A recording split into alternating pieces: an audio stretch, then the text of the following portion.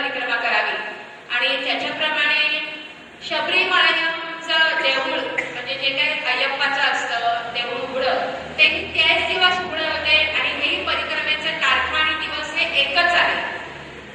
November म्हणजे कार्तिक शुद्ध अष्टमी ते पौर्णिमेपर्यंतच हे परिक्रमेचे गिरनार परिक्रमेचे दिवस आहेत आणि तिथेही मंदिर त्याच काळात त्याच तारखांना उघडं होतं. हे महिन्यातलं काही दिवसच ते मंदिर उघडं असतं आणि त्याच्यामुळे माझं असं मत होतं की आधी शबरीमलाची परिक्रमा करावी आणि नंतर गिरनार परिक्रमा करावी, कारण एकदा मी गिरनारला जाऊन आलेली आहे.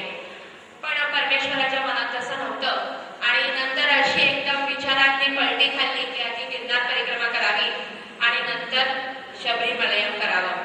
तर त्याच्याप्रमाणे गिरनार परिक्रमा करावी म्हटल्यावर परिक्रमेविषयी किंवा त्याच्यानंतर किती दिवस असते, तिथे काय सोयी असतात, आपले मनात अनेक प्रश्न निर्माण होतात की परिक्रमा करायची म्हणजे काय करायचं, किती दिवस असते, तिथे काय उपलब्ध आहे, आपण कसं चालायचंय, सामान किती घ्यायचंय, सामान घेताना बरोबर काय काय घ्यायचंय, अगदी क्षुल्लक प्रश्न असतात साधकाच्या दृष्टीने. पण नेहमीचे रुटीन मध्ये चालणारे जे आमच्यासारखे लोक असतात त्यांच्यासाठी हे खूप महत्वाचं असतं की काय नक्की क्या घ्यावं लागणार आहे आणि परिक्रमा कुठून कशी सुरुवात करायची, काय करायचं. तर गिरनार परिक्रमा त्याच्याविषयी कुठलंही असं पुस्तक मार्गदर्शनपर असं उपलब्ध नाही.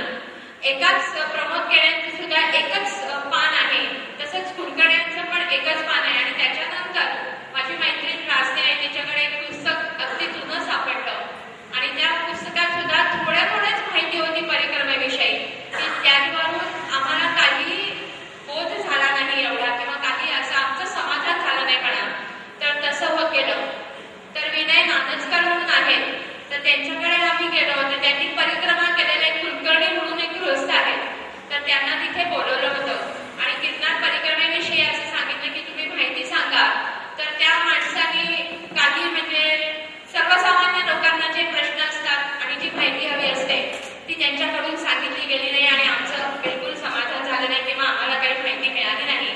तर त्यांनी असं सांगितलं की आम्हाला खूप अनुभव आले आणि काश्मीरी बाबा होते त्यांचं पण आम्ही दर्शन घेतलं आणि असंच की एका दिवसात आम्ही परिक्रमा केली त्याच्यामुळे आम्हाला सामान वगैरेचा काही प्रश्नच नव्हता. त्यांच्या दृष्टीने तेही बरोबर होतं. पण आम्ही जे काही पुस्तकं पाहिली किंवा ग्रंथ पाहिला तर त्याच्यात असं होतं की निदान परिक्रमा 4 ते 5 दिवस तरी करावी. म्हणजे कार्तिक शुद्ध एकादशीपासून कार्तिक पौर्णिमेपर्यंत परिक्रमा करावी असं त्या पुस्तकामध्ये लिहिलेलं होतं. पण त्याच्यात टायमिंग होतं की कार्तिक शुद्ध एकादशीला रात्री सुरुवात आहे परिक्रमेची आणि आम्ही सकाळी सुरुवात केली त्याच्यामुळे आम्ही 1 दिवस आधीकडे आलो परिक्रमा करताना.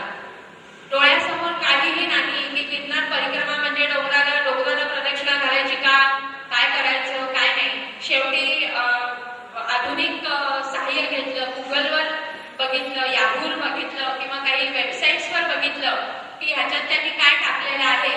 तर त्या वेबसाईट्सवर असं दिसलं की नुसतेच असं डोंगर आणि ती अशी वाट आहे अशी दिसली.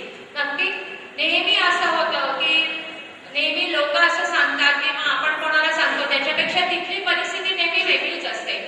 तर असंच झालं. कोणीही आम्हाला असं जाऊन आलेल्या लोकांपैकी कोणीही आम्हाला असं ठामपणे मार्गदर्शन केलं नाही की नाही पहिल्या दिवशी असं आहे, दुसऱ्या दिवस असा आहे, तिसरा दिवस असा आहे, चौथा दिवस असा आहे.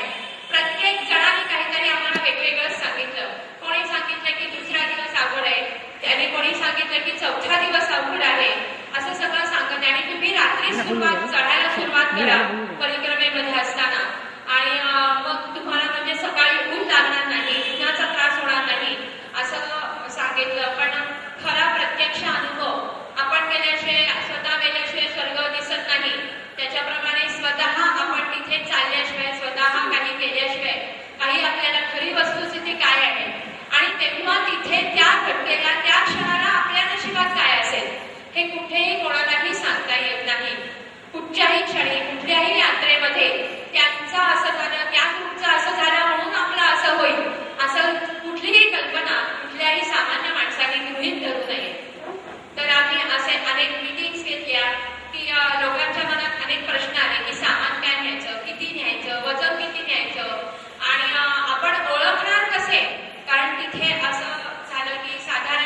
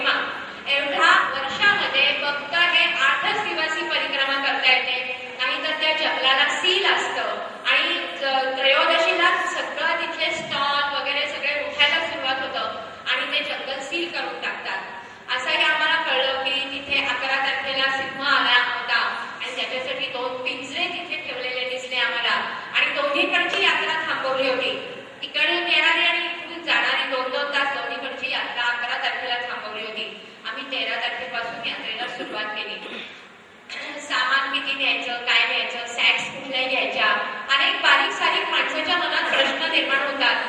जवळ बाटल्या किती बाळगायच्या, जवळ बाटल्या किती, 2 बाटल्या नेहमी तर जवळ लागतातच. तेव्हा नर्मदा परिक्रमा असो, कैलास मान असो, कुठलीही असो, 2 बाटल्या नेहमी जवळ. अत्यंत कमी सामान घेणे हे अत्यंत फायदेशीर ठरतं आणि प्रत्येकाची चाल ही वेगवेगळी असते. परत आम्ही एकंदर असे 40 लोक झालो. म्हणता मला असं वाटलं होतं की गिरनार चढायचा, उतरायचं, तसंच आधी परिक्रमा करायची, म्हणजे एवढी लोक येणार नाहीत. कारण 38 आणि 40 जणांचं मॅनेज करणं हे खूप कठीण काम असतं. प्रत्येकाचे स्वभाव वेगळे, प्रत्येकाच्या बरोबर असणारी माणसे वेगळी, त्यांची मतं वेगळी. ह्या सगळ्यांना एकत्र करून आपण सगळा निर्णय आपला राबवायचा असतो. तर त्याच्याप्रमाणे आम्ही सगळं ठरवलं. भुटकर आणि मी आणि असं आम्ही ठरवलं. आम्ही हॉटेल्सचं बुकिंग केलं, चांगली हॉटेल्स घेतली. पहिल्यांदा सुरुवात केली आम्ही सौराष्ट्र डेक्कन एक्सप्रेसनी. इथून आम्ही मुंबईला गेलो आणि तिथून सौराष्ट्र एक्सप्रेसनी आम्ही वेरावळला उतरलो. वेरावळला उतरल्यावर आम्ही संध्याकाळी पण सोमनाथचं दर्शन घेतलं आणि सकाळी पण दर्शन घेतलं सोमनाथचं. अतिशय सुंदर सोमनाथ देवस्थान आहे, सगळ्यांना माहितीच असेल. पण सोमनाथचं दर्शन घेऊनच पुढे जावं असं आमच्या मनात होतं, म्हणून आम्ही वेरावळला उतरलो. खरं पाहिलं तर वेरावळला सुद्धा 1 ते 1.5 किंवा 2 दिवस वेरावळ बघण्यासाठी पाहिजे. तिथे इतकी स्थानं आहेत, गीता मंदिर आहे, कृष्णाची सुंदर मंदिर आहे. तर एवढं तिथे आहे तर ते आपल्याला इतकं आपण बरोबर इतकं बघतो की नुसतं पुजाऱ्या शिकल्यासारखं मंदिर बघायचं, चित्र बघायचे, काय असतील लावलेले फोटो बिटो की लगेच चला पुढचं बघायचंय. अशी पुजाऱ्या शिकल्यासारखी मंदिरं तिथे बघावी लागतात. तर मला असं वाटतं की तिथे सुद्धा वेरावळला सुद्धा 2 दिवस, निदान 2 तरी दिवस वेरावळ बघायला पाहिजे. तर वेरावळहून आम्ही जबलपूर एक्सप्रेसनी पुन्हा जुनागडला आलो. जुनागडला आल्यानंतर तिथे साधारण 11:30 पर्यंत आम्ही जुनागडला पोहोचलो आणि हॉटेलवर पोहोचलो इंद्रलोकला. हॉटेल चांगलं होतं, मुद्दामूनच हॉटेल्स चांगली घेतली होती. कारण नंतर किंवा आधी सुद्धा माणसाला विश्रांतीची खूप गरज असते. गिरनार परिक्रमा आणि परत गुरु शिखर दर्शन हे अत्यंत कठीण असं अभियान होतं. माझ्या मनात अनेक वेळ द्वंद्व होत होतं की काय करावं. अनेक चिंता मनाला होत्या, अनेक टेन्शन आलं होतं मला मनाला की एवढ्या सगळ्यांना आपण म्हणजे माझ्यावर अशी काही जबाबदारी नसेल, परमेश्वर सगळीच जबाबदारी उचलतो. पण एक शरीराच्या माध्यमातर्फे कोणीतरी तिथे असायला पाहिजे.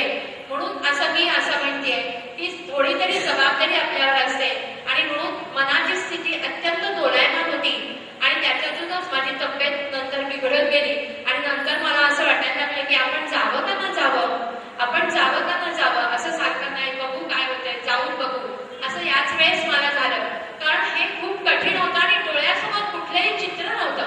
आज आम्हाला नर्मदा परिक्रमा म्हणल्यावर नर्मदा आमच्या समोर डोळ्यासमोर असते. आम्ही रस्ते चाललेले डोळ्यासमोर येतात, पालथी घातलेले रस्ते डोळ्यासमोर येतात, अनेक माणसं डोळ्यासमोर येतात. जसा एखादा पिक्चर डोळ्यासमोर जावा तसं 4 ते 5 तास आम्ही त्या वातावरणात असतो. पण इथे मात्र डोळ्यासमोर कुठलंही चित्र नव्हतं, स्पष्ट नव्हतं, अस्पष्ट नव्हतं, काही नव्हतं. आपल्याला गिरनार परिक्रमा करायची आहे, जे काय वाचलेलं आहे, जे काय लोकांनी सांगितलेलं आहे तेवढंच, त्याचाच काय तो मुर्त्याला गाडीचा आधार असं म्हणतात, तेव्हा तोच काय तो आधार होता. आणि अशा मनस्थितीमध्ये आम्ही जुनागडला येऊन, मी स्वतः म्हणजे जुनागडला येऊन पोहोचलो. अनेक बारीक सारीक गोष्टी असतात. 40 जण असल्यावर असं असतं की प्रत्येकाचे ग्रुप कोणते हे सुद्धा एक डोक्याला टेन्शन असतं. प्रत्येक ग्रुप कुठल्या खोलीत राहणार, आम्हाला हेच पाहिजे, आम्हाला तीच मैत्रीण पाहिजे, असं सुद्धा खूप काही असतं. ह्याची सुद्धा मानसिक त्रास खूप होतो. कोणाला जाणवत असेल किंवा नसेल, पण ह्याचा त्या माणसावरती जबाबदारी असते. आम्हाला हे मिळालं नाही, आम्हाला हे तुम्ही सांगितलं नाही, आम्हाला आधी कल्पना द्यायला पाहिजे होती. मी काही टूर मॅनेजर नाही किंवा माझी काही टूर म्हणजे कंपनी नाही, यात्रा कंपनी, त्याच्यामुळे असा अनुभव थोडासा कमी पडतो. पण तरीही आम्ही त्यातल्या त्यात जास्तीत जास्त प्रयत्न केला होता. कारण इतर 2 वेळेचे अनुभव माझ्या पाठीशी होते. आम्ही अधिक महिन्यात कर्नाळीला गेलो होतो, तिथला अनुभव माझ्या पाठीशी होता आणि असेच आयोजन केलेले अनुभव पाठीशी होते. त्याच्यामुळे आम्ही हॉटेल्स चांगली घेतली. कारण आपल्या सगळ्या शहरी लोकांना लक्झरियस सोयी कुठेही गेल्यावर लागतात. तेव्हा गिरनार परिक्रमेमध्ये आम्ही आधीच सांगितलं होतं की परिक्रमा करायची असेल तर ह्या कुठल्याही सोयी तुम्हाला मिळणार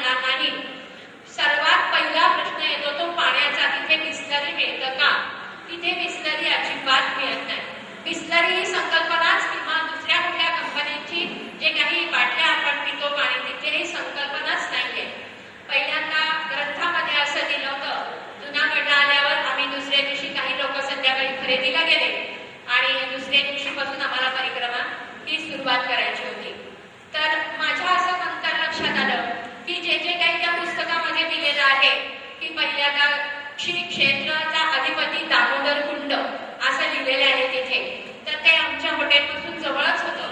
तर तिथे पहिलं स्नान करायला पाहिजे, दामोदर कुंडात पहिलं स्नान करायला पाहिजे, कारण त्याचं ऐतिहासिक महत्व त्यांनी दिलेले आहे की ब्रह्मा जेव्हा यज्ञ करतो तेव्हा त्या सगळ्या देवांना त्यांनी बोलवलेलं असतं आणि आता हे देव कुठे येणार कुठे जाणार, तर त्यांना हे ब्रह्मर्षी हे त्यांना सांगतात की इथे तुम्ही दामोदर कुंडात स्नान करा आणि मग यज्ञाला या. असं एवढं हे पवित्र दामोदर कुंड आहे.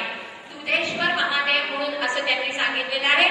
दुधेश्वर महादेव मध्ये सुद्धा त्या कुंडामध्ये सुद्धा स्नान करणं हे अत्यंत आवश्यक आहे परिक्रमेला जाण्यासाठी. परिक्रमा का आणि कशाला करता, तुम्ही एवढं कशाला चालता, वेड्यासारखं कशाला तुम्ही कुत्र्यासारखं पळता, असे अनेक प्रश्न आम्हाला अनेक लोकांनी विचारले. कशाला तुम्ही एवढं चालायचं, कशाला एवढं देहाला कष्ट देता, असेही प्रश्न लोक विचारतात. कहर आहे तुमच्या बाबतीत अगदी. असंही मला ऐकवलं, सारखं तर म्हणे असह्याला जायचंय, कधीतरी म्हणे चांगल्या ट्रिपला जा ना म्हणे, लक्झरियस ट्रिपला, असेही प्रश्न आम्हाला विचारले. पण जे जाऊन येतात आणि त्याची परिक्रमा करतात त्याच्यातून त्यांना जो आनंद मिळतो तेव्हा स्वतः जो अनुभव घ्यावा लागतो. कैलास मानला गेल्यावर कैलास प्रतिबिंब जेव्हा मान सरोवरात पडतं आणि तेव्हा जे पाणी जे चमकतं त्याचा जेव्हा जो अनुभव येतो त्याला समजतं की एवढी कैलास यात्रा करण्यामागे किती कष्ट आहेत आणि ते पाहिल्यावर असं वाटतं की आपण सगळे कष्ट विसरून गेलेलो आहे. हिऱ्यासारखं जेव्हा ते पाणी चमकायला लागतं दुपारी आणि कैलास प्रतिबिंब जेव्हा आपण मानमध्ये बघतो तेव्हा सगळे कष्ट आपण विसरून जातो. तसंच जुनागड परिक्रमा करून गेल्यानंतर आम्हाला असं वाटतं की हे काहीच कष्ट नाहीये. कुठल्या कोणाच्याही चेहऱ्यावर असं नव्हतं की जमलेलं आहे असे. तर असेही प्रश्न, अशाही प्रश्नांना आपल्याला तोंड द्यावं लागतं. तर हे जे पुस्तकामध्ये सांगितलेलं आहे की दुधेश्वर महादेव, नंतर दामोदर कुंड, आदल्या दिवशी ह्याच्यात स्नान करायला पाहिजे. परिक्रमा करताना काय होतं की त्या दिवशी सकाळी तेवढा आपल्याला वेळ मिळत नाही आणि आदल्या दिवशीपासून जसं एखादा यज्ञ करायच्या आधी प्रायश्चित्त विधी करतात, म्हणजे तुम्ही सगळे शुद्ध झालात आणि शुद्ध अंतःकरणाने तुम्ही ही परिक्रमा, अंतःकरण देहानी ही परिक्रमा करताय, असं ह्याचं हे महत्व आहे. तर ही सगळी जी स्नानं आहेत तर आदल्या दिवशी ही सगळे स्नान करायचं. त्यांनी नंतर असं म्हटलंय की भवनाथच्या मंदिरात जायचं. तिथे भवनाथ, भव म्हणजे सगळ्यांचा जो अधिपती आहे भवनाथ, तर त्याचं दर्शन घ्यायचं शंकराचं आणि लंबे हनुमानचं दर्शन घ्यायचं.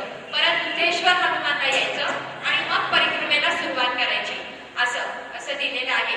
तर जुनागडून तुम्हाला परिक्रमा गिरनारची करायची झाल्यावर हे सगळं तुम्हाला आधी करायला पाहिजे. कुठलीही गोष्ट पहिल्याच झटक्यात सगळं समजेल आणि पहिल्याच झटक्यात सगळं होईल असं नाही. असं बिलकुलच समजायचं नाही की नाही एकदा परिक्रमा केली म्हणजे माझं सगळं झालं, असं नसतं. कुठली ना कुठली तरी गोष्ट तिथे राहिलेली असते, अपूर्ण असते, आपल्याला समजलेली नसते, समजलेली अजून आपल्याला करता येत नाही. अशा अनेक गोष्टी असू शकतात की ज्या आपल्याला समजतात पण तिथे कळतं पण वळत नाही. अशा स्थितीप्रमाणे आपली स्थिती असते आणि त्या करता येत नाही. तर आम्ही ज्या हॉटेलमध्ये उतरलो होतो तर त्या हॉटेलपासून रात्रंदिवस यात्रा चालू असते.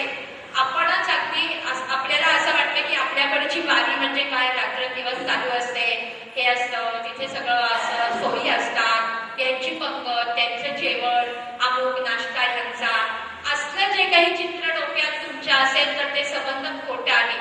अजिबात गिरनार परिक्रमा काय, कोणाचं जेवण नाही, कोणाची पंगत नाही, कोणाचा नाश्ता नाही, कोणाचे तंबू नाही. आम्हाला पण असं वाटलं होतं की नाही आपल्याला, आपण कुठे झोपणार, आपण तंबूमध्ये झोपूया. 6-7 लाख लोकांना कुठले तुम्ही तंबू देणार? Gujarat government, Madhya Pradesh government, Rajasthan government काय तुमचं करणार सोय? तंबू घालणार कुठे? तंबू घालायला सपाट जागा तर पाहिजे. सपाट जागा नाही, तिथे सगळं जंगल आहे, तिथे सगळं डोंगर आहे, तर तंबू तुम्ही घालणारच कुठे आणि तुम्ही झोपणारच कुठे? तर अशा ज्या काही कल्पना असतात त्या पहिल्या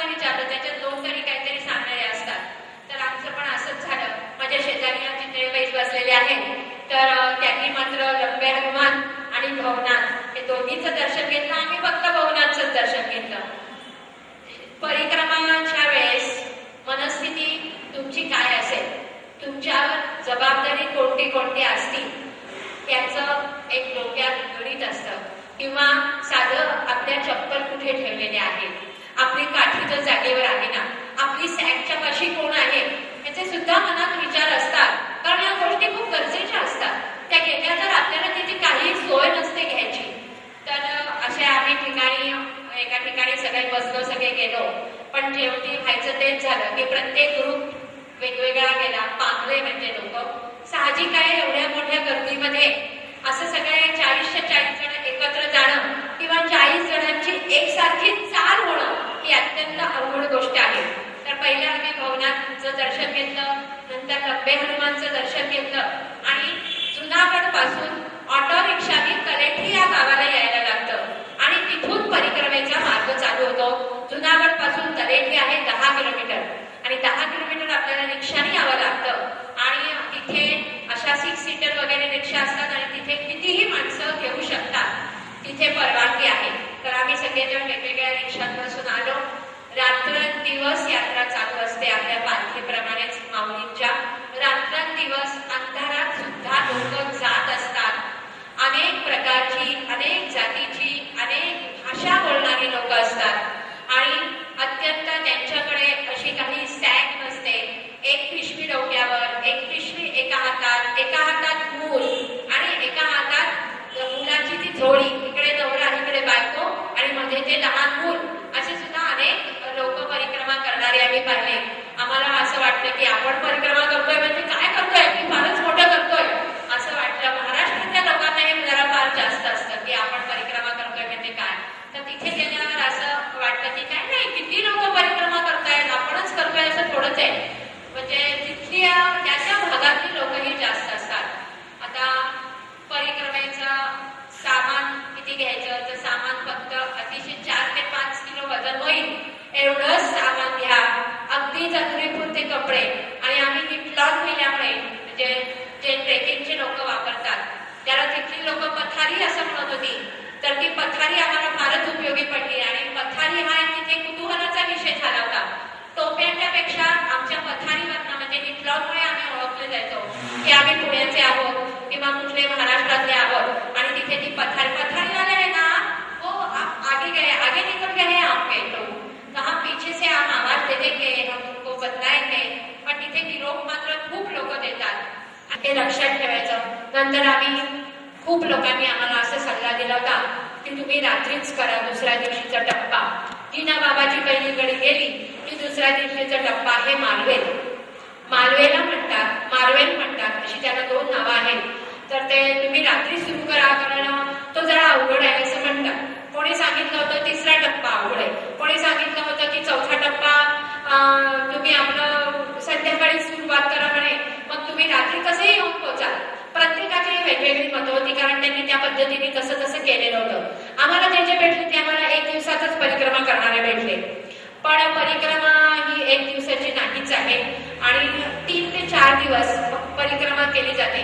परिक्रमा करणे म्हणजे त्या परिसरात, त्या आसवंत जो आपला असतो, आपण तिथून चालतो, आपण तिथे काही तिथे कार्यक्रमणा करतो किंवा आपण तिथे झोपतो, त्या परिसराचा आनंद घेणे. तिथे जे काही साधू संत पुरुष असतात त्यांच्याशी भेटणे, बोलणे आणि त्या परिसरात तुमचं वास्तव्य असणे, याला महत्व आहे. एका दिवसात परिक्रमा करायला म्हणजे जेवढी ताकद लागते आणि ती शास्त्राप्रमाणे मान्य पण नाहीये एका दिवसाची परिक्रमा, असं ग्रंथ सांगतात. खूप लोक एका दिवसाची परिक्रमा करतात, खूप लोक 2 दिवसाची करतात, 3 दिवसाची करतात. 3 दिवसाची सगळ्यांचीच परिक्रमा होऊ शकते आणि ही परिक्रमा 3 ते 4 दिवसांचीच आहे. दुसरा दिवस उजाडला, साधारण 4:30ला आम्ही उठलो.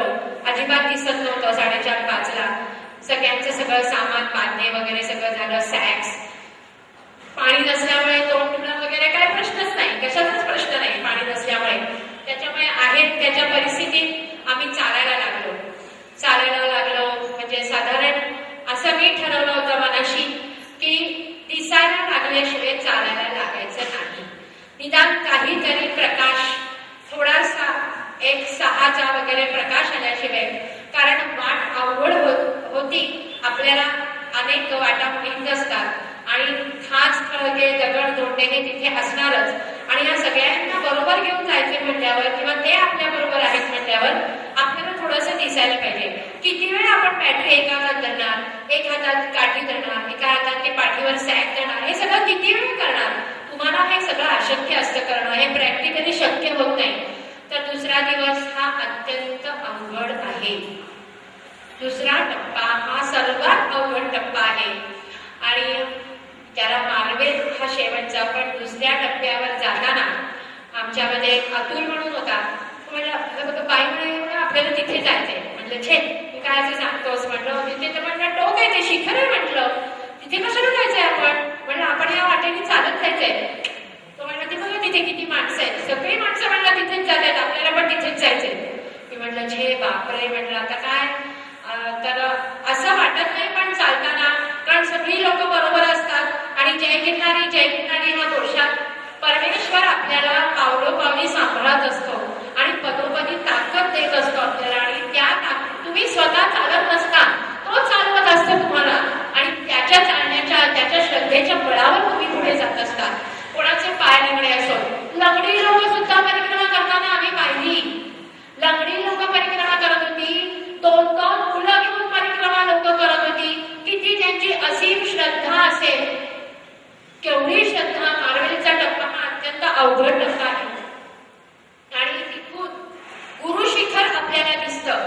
गुरु शिखरा एवढा दत्ता महाराजांच्या पादुका इतकाच तो डोंगर चढ आहे, सगळा डोंगराचा सबंध चढ आहे आणि तिथून गुरु शिखर पूर्ण दिसतं मार्वेलच्या त्या अर्ध्या टप्प्यावरून आपल्याला.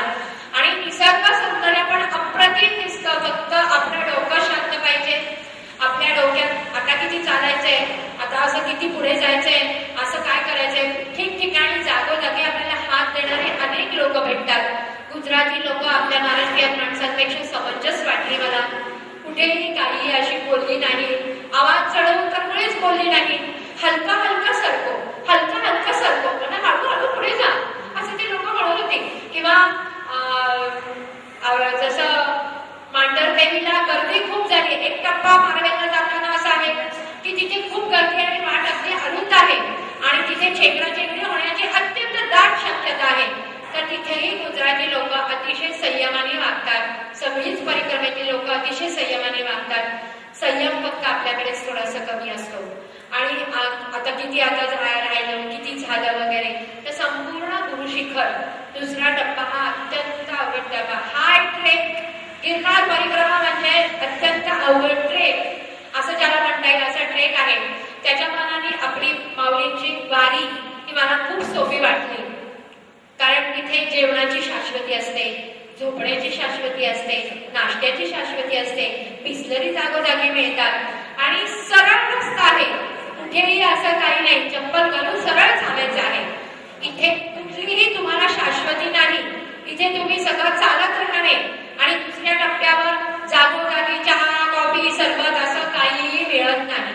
दुसऱ्या टप्प्यावर आपल्याकडे जे असेल ते आपण पुरवून खाणे असं ज्याला म्हणतात ते दुसऱ्या टप्प्यावर करायला लागतं.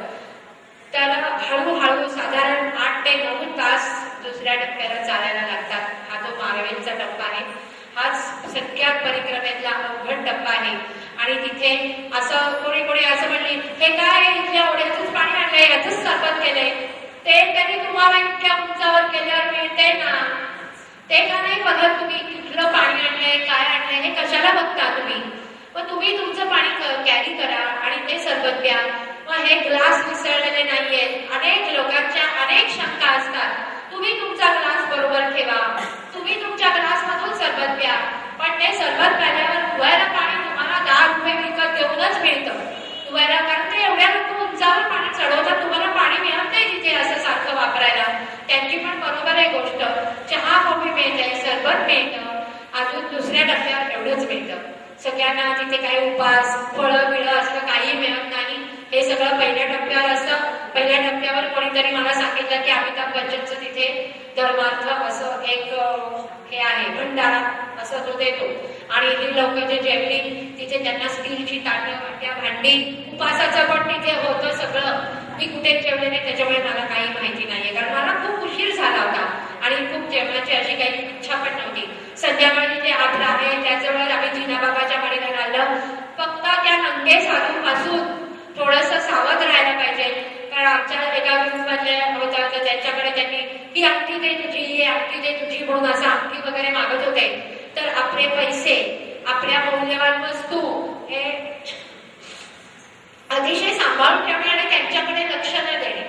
आपल्या डोळ्यांना तशी बघायची सवय नसते, आपल्याला ते कसं तरीच वाटतं. पण तिथे असं हे प्रचलित आहे अंगे साधू वगैरे, त्याला आपल्याला काहीही करता येत नाही. मारवेलचा दुसऱ्या टप्प्यावर जेव्हा आम्ही संध्याकाळी पोहोचलो तेव्हा सांकरिया हनुमान असं एक प्रसिद्ध हनुमानाचं मंदिर आहे. तिथे अतिशय सुंदर हनुमानाची मूर्ती आहे. तिथे आम्ही जेवण घेतलं. काही लोकांनी त्याच्या अलीकडे स्नान केलं, आम्ही पण स्नान केलं. चितेबाईंनी आणि मी बरोबरच. बाबांची आणि माझी चुकामुक झाली, त्याच्यामुळे थोडस काळजी वाटत होती आता कधी सापडतील काय. कारण हा टप्पा गुडघे दुखतात, ज्याचे गुडघे दुखतात, ज्यांना चालण्याची सवय नाही, त्यांच्यासाठी हा अत्यंत अवघड टप्पा आहे. ज्याला काही होतं त्यालाच ते कळतं, परदुःख शीतल असतं असं म्हणतात. तसं झालं की ज्यांना काही व्याधी आहे त्यांनाच ती कळते की आपल्याला चढताना काय होतंय. तर त्याच्याप्रमाणे त्यांनी तो दुसरा टप्पा पार केला. पण आम्ही सांकरिया हनुमानला आल्यावर एका पोलीस अधिकाऱ्यांनी आम्हाला सांगितलं की तिसरा टप्पा याच्याहून अवघड आहे. आम्ही सगळे पहिल्यांदाच गेलेलो होतो, आम्हाला काहीही माहिती नव्हतं. तर मी म्हटलं की माझ्या मनात असा विचार आला की आपण असं किती त्रास द्यायचा यांना की माझ्यासाठी तुम्ही चला किंवा काय, कशाला एवढा त्रास द्यायचा एवढ्या जीवाला. तर मी म्हटलं की इथे काही सोय आहे का आपण बघू आणि तुम्ही इथून परत जा. तर तसंच अशी त्यांची सोय झाली सांकरिया हनुमानला आणि ते परत त्या पोलीस अधिकाऱ्यांनी त्यांना जुनागडला नेलं आणि जुनागडून ते आपल्या हॉटेलवर आले. सांगण्यामध्ये आणि माहितीमध्ये इतका फरक पडतो, परिस्थिती इतकी वेगळी असते की शेवटी काही गोष्टींचा निर्णय घेतलेला आपल्याला पश्चाताप होतो की आपण असा निर्णय कशाला घेतला. दुसरा टप्पा ज्या माणसाने पार केलेला आहे त्याला हे अंतर आणि हे चाल काहीच नव्हती असं आम्हाला तिसरा टप्पा चालल्यावर वाटलं. मारवेलला जेव्हा आम्ही गेलो तेव्हा भयंकर थंडी होती आणि कुठेही झोपायला जागा नव्हती. कुठेही सगळीकडे लोक 3 ते 4 किलोमीटर मध्ये सगळीकडे लोक होती. आम्हाला जागा कुठेही मिळाली नाही. शेवटी पोलिसांच्या तंबूच्या मध्ये जी जागा असते ती जागा मी विनंती केली त्यांना आणि त्यांनी ती दिली. फक्त देताना एवढंच सांगितलं की तुम्ही इथे घाण करू नका, गंदा मत करना इधर, ये लोग बहुत गंदा करते इसलिए हम नहीं देते ये जगह. जगह म्हणजे काय, थोडंसं तंबू वगैरे म्हणजे मांडवाचं ते त्याचं शेल्टर वगैरे आलेलं होतं आणि तिथे आम्ही लोक कसं बसं दाटीवाटीने झोपलो. मारवेलला जेवलो पण तिथे 60 रुपये जेवण होतं तिथलं. जेवलो पण तिथे. आम्ही असं काही धर्मार्थ वगैरे बघण्यात आमच्यामध्ये ताकद नव्हती तेव्हा आम्ही तिथे पैसे देऊन जेवलो. चहा, कॉफी, कोणाला काही फळं पाहिजे होती, उपास होते कोणाचे, फळं बिळं काही तिथे मिळत नाही. बिस्लरी बाटल्यांचं तर नावच काढू नका, बिस्लरी बाटल्या मिळत नाही. बिस्लरी बाटली ही संकल्पना तिथे नाही. जे ओढ्याचं आणि पाणीचं असतं तेच पाणी प्यायला लागतं. आमच्या जवळच पाणी होतं तेव्हा आम्ही तिथलं पाणी पिऊ शकत होतो. तिथे एक देवीचं मंदिर होतं, एक सूर्याचं मंदिर होतं. तिथे काही लोकांनी दर्शन घेतलं, आम्ही लांबूनच दर्शन घेतलं आणि हात जोडले. मारवेलला दुसरा मुक्काम झाला. तिसरा मुक्काम आमचा होता भवनाथ मंदिर. बोरखेडीला तिसरा मुक्काम होता. बोरखेडीला आम्ही चितळेबाईंच्यामुळे राहिलो, नाहीतर आमची परिक्रमा ही दुसऱ्या 2.5 दिवसातच पूर्ण झाली असती.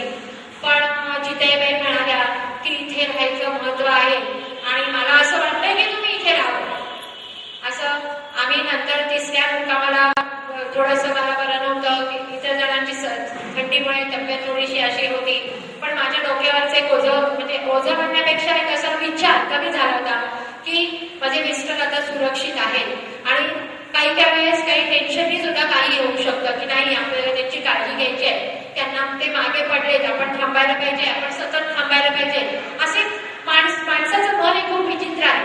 मनात अनेक विचित्र विचार येतात, अनेक विचार येतात. तर त्या सगळ्या विचारधारांना थोपवायला पाहिजे तिथल्या तिथे.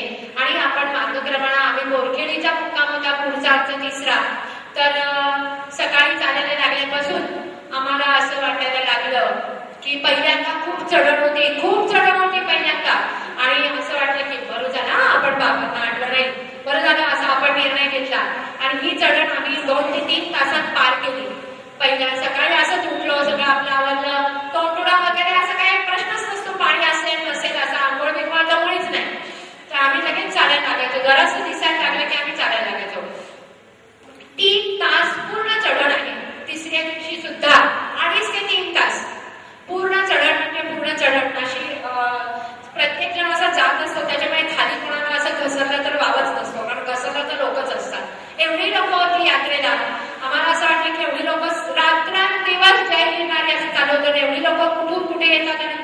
जातं ते पण कळत नव्हतं काही. प्रत्येकाची मुक्कामाची ठिकाणं वेगळी होती. ग्रंथात सांगितल्याप्रमाणे सूरज कुंडाला काही लोक राहत होती, काही लोक महादेव मंदिर एक तिथे प्रसिद्ध आहे, सतनाथ म्हणून आहे तिथे राहत होती. असं आता तिसऱ्या दिवशी आम्ही दुपारी साधारण 12:30च्या सुमारास 12:30च्या सुमारास बोरखेडीला पोहोचलो. 2 ते 3 तास चढत झाल्यानंतर सगळा पुढचा मार्ग अत्यंत सोपा होता आणि आम्ही बोरखेडीला येऊन पोहोचलो. बोरखेडीला देवीचं मंदिर आहे, अत्यंत सुंदर देवी आहे आणि तिथे आम्ही तिचं दर्शन घेतलं आणि तिथे प्रसाद म्हणून पण पोरच देतात. तुम्हाला प्रसाद म्हणून पोरं देतात, कुटाणे देतात आणि आपण 10 रुपये दिले तरी आपलं नाव वगैरे माईकवरनं जाहीर करतात. असं बोरखेडीला आहे. आणि बोरखेडीपासूनच परत भवनाथ मंदिराची वाट आहे परत जायची. तर तिथे आम्ही बोरखेडीला 1.5 तास आमच्यासाठी तिथे काही थांबून होत्या रस्त्यामध्ये. त्यांच्या चिकाटीला पण कमाल आहे, चिकाटीची कमाल आहे त्यांच्या. आम्ही म्हटलं असं आता येत आहेत मग येत आहेत, आता येतच नाही, आता एवढा वेळ गेला तर ते कसे येतील, आमचं मन एवढी आमच्यामध्ये चिकाटी नाहीये. तर मग आम्ही तुलत चालत चालत आमचा तो सगळा ग्रुप होता तो आम्ही असं बोरखेडीचं दर्शन वगैरे घेतलं. सगळं ऊन मी म्हणत होतं तेव्हा तिथे आणि तब्येत बरी नसल्यावर सगळं असं जास्तच जाणवतं, तसं मला जाणवायला लागलं. आम्ही बोरखेडीचं दर्शन घेतलो आणि येताना भवनांच्याच मार्गाने आम्ही जिथे पहिल्यांदा सकाळी भंडारा म्हणजे जेवण घेतलेलं होतं त्या माणसाने आम्हाला निक्षून सांगितलं होतं की तुम्ही बोरखेडीच्या पुढे जाऊ नका बरं का, तो रस्ता फार खास कळग्यांचा आहे, तुम्ही याच मार्गाने परत या येताना, मी सांगतोय तसंच करा, असं त्याने आम्हाला 4 वेळा सांगितलं होतं. त्याच्यामुळे आम्ही परत भवनाथ मंदिराकडे यायला लागलो आणि येताना अनेक ठिकाणी वाटेत अनेक मोडे लागतात, पाणी लागतं आणि ते पाणी सतत ओलांडावं लागतं. थोडंसं पाय आपले दिसतात, चिखल आहे काही ठिकाणी. काही ठिकाणी त्या 3ऱ्या टप्प्यामध्ये रुद्राक्ष, ती हाताची जोडी, माळा बिळा असं सगळं काही विकायला असतं. ज्यांना इंटरेस्ट आहे ते तिथे थांबतात, बघतात, घेतात, चहा पितात, सारखे कॉफी पितात. त्या 3ऱ्या टप्प्यावर जरा सगळं परत मिळायला लागतं आणि परत असं वाटतं की आपण खरोखरच यात्रेला आलेलो आहोत, परिक्रमेमध्ये आहोत आणि सगळं असं मिळायला लागतं.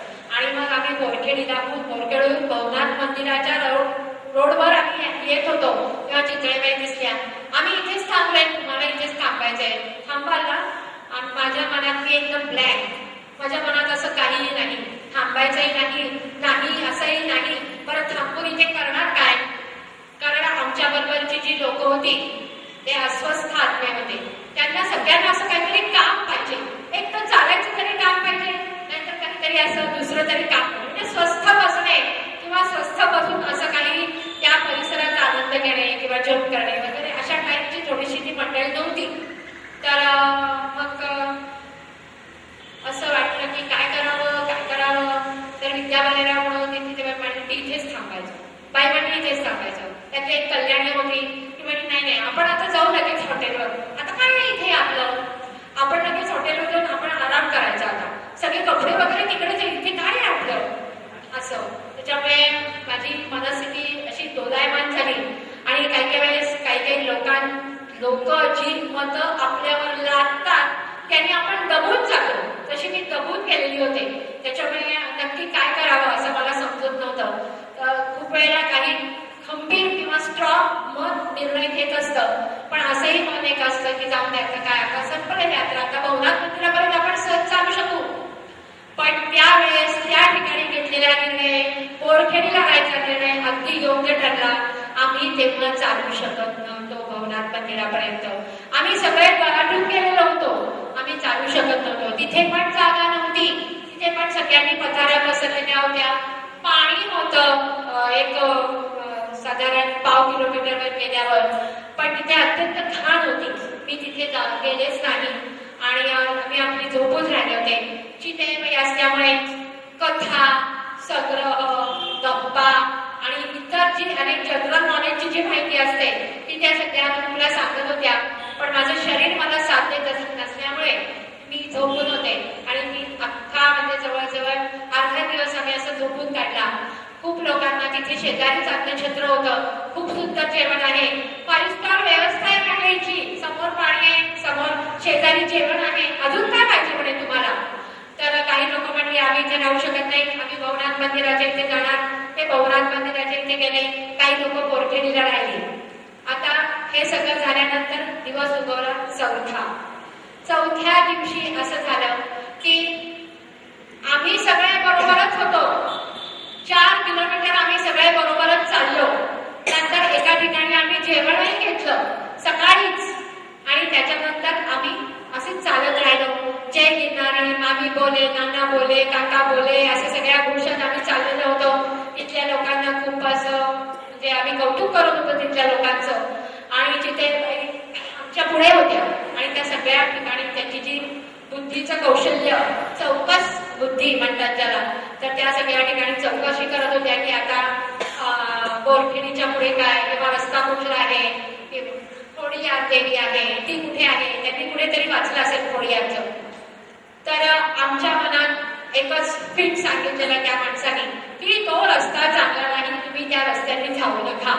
आणि धुपकर आणि रास्ते यांच्याकडे प्रचंड ओझं होतं. त्यांच्या सॅक्स अत्यंत जड होत्या आणि अशा त्या जड पावलांनी म्हणा की जड सॅक्स घेऊन म्हणा, माझ्या मनात असाही एक विचार आला की ह्या सॅक्स वगैरे सगळं सामान इथे ठेवावं आणि आपण खोडियारला जावं. पण आता एकटीचा निर्णय मी घेऊ शकत नव्हते आणि तेवढे जबाबदार कोणी स्टॉलवाला किंवा असं नव्हतं. त्याच्यानंतर एक सांगायची गोष्ट म्हणजे जेव्हा मी मार्वेलला उतरलो होतो तेव्हा असंही काही लोकांनी पटवलं होतं चहा कॉफीवाल्यांना जागा कमी लागते आणि मागची जागा त्यांची सगळी मोकळीच असते. तर त्यांनी पैसे दिले आणि मागच्या जागेत त्यांनी त्यांचं कुटुंब उतरवलं होतं. ही आयडिया, ही कल्पना पण मला आवडली की सेफ पण माणूस राहतो, चांगली स्वच्छ प्लेन अशी जागा पण मिळते झोपायला आणि सगळंच होतं. तर त्याच्यामुळे ती पण तर जिथे काही म्हणाल्या आम्ही आल्यावर की नाही आम्ही खोडियारला जाणार. त्यांचा मार्ग वेगळा झाला, त्यांचा ग्रुप खोडियारला गेला. माझी तब्येतही जरा बरी नसल्यामुळे म्हणलं या वाटेनेच तुम्ही परत येणार ना, हीच वाट आपल्याला त्यांनी माणसाने सांगितलंय की या वाटेनेच परत यायला लागणार. एकच रस्ता आहे, पण बोरखेडीच्या पुढे खोडियार नावाची देवी आहे आणि अत्यंत सुंदर देवी आहे आणि निसर्गरम्य प्रदेश आहे असं आम्हाला नंतर कळलं. आम्ही सूरजकुंडाला सुद्धा काही लोक गेली नाही. ज्यांच्या शरीरामध्ये ताकद आहे, ज्यांचे लोक सूरजकुंडाला गेले, स्नान करण्यासाठी परिस्थिती नाही असं त्यांनी सांगितलं. नुसतं बघायचं आणि परत यायचं. त्या पोलिसांनी आम्हाला सांगितलं तुम्ही कशाला सूरजकुंडाला जाताय, इथून सगळं मालवणचा रस्ता आहे, तुम्ही सगळं मालवणला जा, सूरजकुंडाला काही नाही बघण्यासारखं. आम्ही सूरजकुंड बघितलं नाही आणि सरळ मालवणला आलो. बहुतेक लोक मालवणला आले मुक्कामाला. आणि नंतर चौथ्या दिवशी काही 10-15 जण लोक खोडियारला गेली. तरुण मुलं होती ती आधीच खोडियारला गेलेली होती